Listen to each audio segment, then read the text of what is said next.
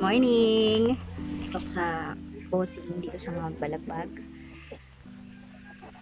Solo camping kasi hindi natuloy yung mga friends ko. Pero meron akong companion. So mag-i-eat lang ako ng breakfast.